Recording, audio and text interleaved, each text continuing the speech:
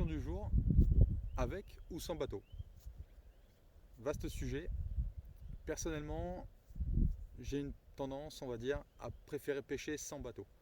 Maintenant, certains lieux, certaines conditions exigent le bateau, que ce soit pour rejoindre un poste, pour parfois tendre à longue distance, ou pour des approches particulières.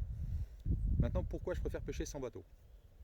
Au fil du temps, je me rends compte que les carpes, c'est pas nouveau, je vous l'apprends pas, aiment les bordures. Souvent, quand on dit les carpes aiment les bordures, on tend une canne, on la tend à droite, à gauche ou sur la berge d'en face. Mais souvent, on oublie, on néglige la berge à ses pieds. Ces derniers temps, depuis plusieurs mois, voire même années, on s'est rendu compte avec Delphine que les bordures étaient vraiment très productives, mais pas les bordures 100 mètres à gauche ou 100 mètres à droite, ni celles sur la berge d'en face qui se situe à 400 mètres du poste. Quand je parle de bordure, c'est vraiment celle à ses pieds, sous les cannes, qui est vraiment très souvent productive.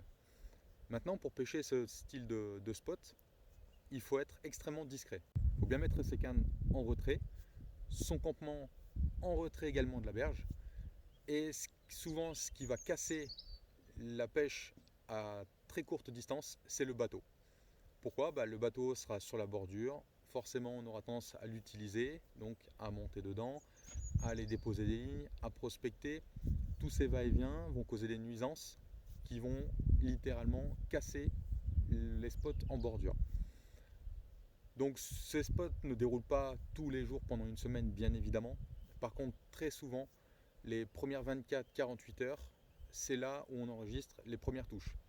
Donc ce qu'on fait, c'est qu'on favorise pendant ce laps de temps, les 2 premiers jours, les cannes vraiment sur nos bordures très proches, très discrètement, pour vraiment capter un poisson ou 2 ou 3 très rapidement, et après pouvoir utiliser le bateau si on l'a pour atteindre des spots ou pouvoir diversifier la pêche et les approches.